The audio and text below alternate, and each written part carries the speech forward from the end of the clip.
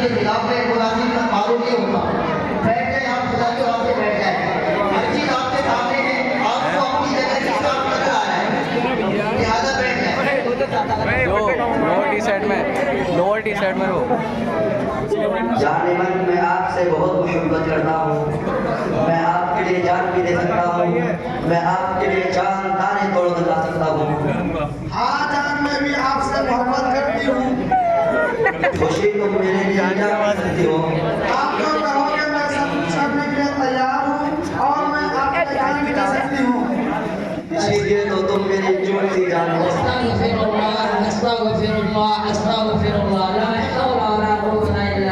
कैसा जमाना आ गया है।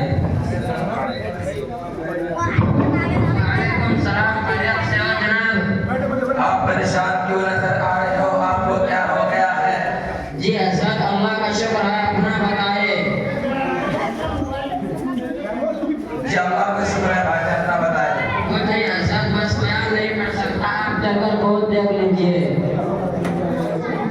मैं आपसे बहुत मोहब्बत करता हूँ, चांद तारे तोड़ कर ला सकता हूँ आपके लिए। अस्सलाम वालेकुम रहमतुल्लाह, भाईजान क्या हाल है? वालेकुम अस्सलाम व रहमतुल्लाह, ठीक है आप बताइए। अगर कुरान मानो तो आपसे क्या पूछूं? जी पूछिए। क्या आपका कौन है? ये मेरी जीएम यानी गर्लफ्रेंड है। क्या आप मुझसे निकाह कर लिया? जी नहीं। आप जिस तरह से बात कर रहे हैं, इस जमीन में रहकर चांद और तारे दिखा रहे हैं, क्या ये आपके हाथ में है? आप वाकई चांद तारे तोड़ कर ला सकते हैं? क्या करें हजरत, मोहब्बत दिखाने के लिए कुछ तो करना पड़ता है। जी भाई, आपने सच कहा। सिर्फ आप ही नहीं बल्कि 70% लोग इसी तरह लड़कियों को बहला फुसलाकर अपने हवस का शिकार बनाकर उससे अपने ख्वाहिश पूरी करते हैं। भाई ये सब छोड़ दो, अल्लाह का खौफ करो। अगर कोई लड़की आपको पसंद है तो उससे प्यार करो।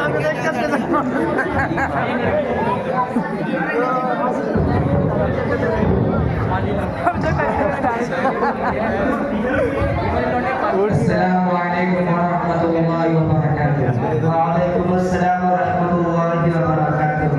हजरत कहाँ पर हो? मैं कहीं पर बिजी हूँ, क्यों क्या हुआ? कुछ नहीं हजरत, थोड़ा सा मिनट का मामला है। ठीक है जनाब, अभी आ रहा हूँ। अस्सलाम वालेकुम व रहमतुल्लाहि व बरकातुहू। वालेकुम अस्सलाम व रहमतुल्लाह। ये देखिए हजरत, ये मुस्लिम लड़की है और ये नए मुस्लिम है। इनका कहना है ये आपस में प्यार करते हैं। मैंने खूब समझाया, ये लड़की मान नहीं रही है, आप समझा दीजिए। मेरी बहन देखिए, आप एक मुसलमान हैं, इस्लाम इसकी कतई इजाजत नहीं देता। आप अपने घर वालों से कहकर किसी मुसलमान से निकाह कर लीजिए, क्योंकि हमने देखा है बहुत सी लड़कियां जो ये कहती थी कि मेरा रामू अलग है, ये मुझे धोखा नहीं देगा। इन्हीं लड़कियों को तंदूर में जलते हुए देखा। आप हमारे साथ चलिए, हम आपके घर वालों से कहकर आपका निकाह करवा देते हैं।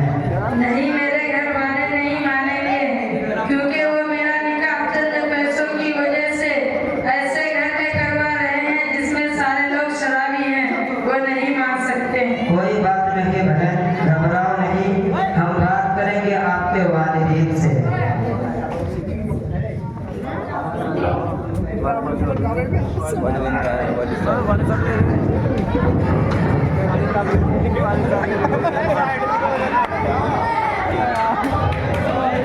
बेटा ये कौन है?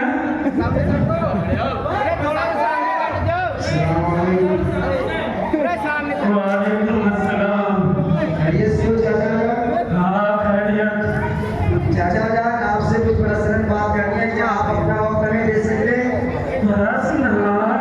हाँ पूछिए। आप अपनी बेटी का निकाह क्यों नहीं करवाते? ये आप जवान हो चुकी है, आप पर फर्ज है इसका निकाह करवाना। क्यों साहब, कुछ बात उतरे क्या? नहीं नहीं, ऐसी बात नहीं है, मेरे पास एक रिश्ता आया है जिसमें लड़का बहुत दीनदार है और माशाअल्लाह मेहनती भी है।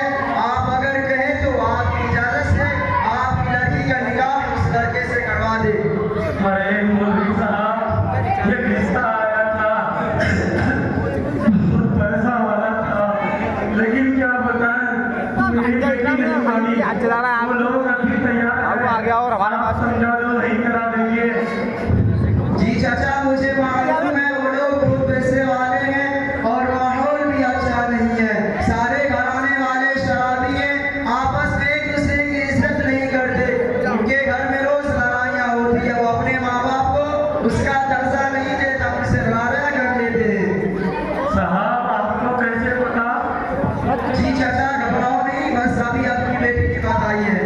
मौलवी साहब, ये तो अच्छी बात है, आपको सब कुछ बता दिया। आप बताएं, घर का माहौल अच्छा नहीं है तो क्या हुआ? गाड़ी है, बंगला है, बहुत पैसा है, ओह कितना मजा आएगा। मौलवी साहब, आपके मदरसे में तो केक पाऊंगा चिकन बिरयानी का। अच्छा जी चाचा, मुझे ये बताइए, आप अपने बेटी को कितने रुपए में फरोख्त करना चाहते हैं? कितने पैसे में आप अपने बेटी को बेचना चाहते हैं? अरे मौलवी साहब, ये क्या कह रहे हो? आपका दिमाग तो ठीक है ना? मैं जाहिल हूँ, लेकिन इतना भी नहीं कि अपनी बेटी को बेच दूँ। जी हाँ, यही तो देखना था, आपके अंदर इंसानियत है, लेकिन अफसोस सद अफसोस वो बेदाग नहीं है, गफलत की चादर में लिपटी हुई है। लेकिन अफसोस ये है कि जब बात बेचने की आई, आपकी आंखें खुल गई, लेकिन जब आप खुद बेच रहे हैं तब आपकी इंसानियत कहाँ बन गई?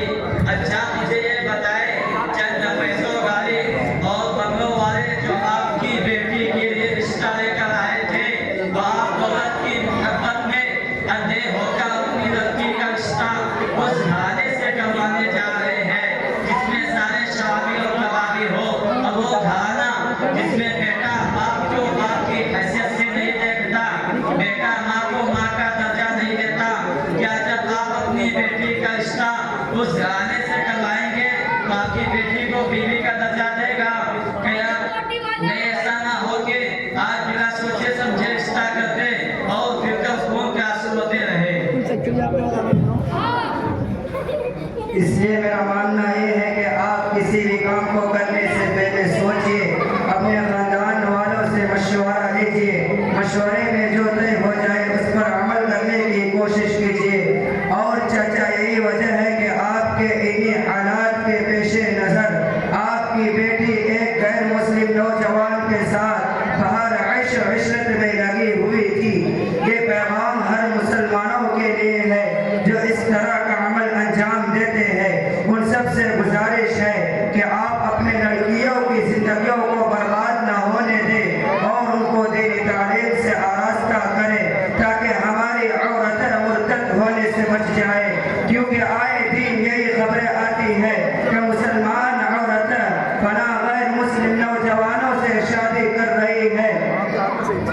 उनके सबसे बड़ी वजह उनके वालिदैन है और उनके सबसे बड़े जिम्मेदार उनके वो वालिदैन जो इसी तरह के मामलात करते हैं, यानी चंद पैसों गाड़ी और बंगले के नशे में आकर वो अपने बेटियों का हाथ ऐसे शख्स के हाथ में डालते हैं जो इस लायक नहीं होता, और वो अपने बच्चों की तरबियत के लिए स्कूलों और कॉलेजों में दाखिल कर देते हैं, दीनी तालीम से उन्हें आरास्ता नहीं कराते।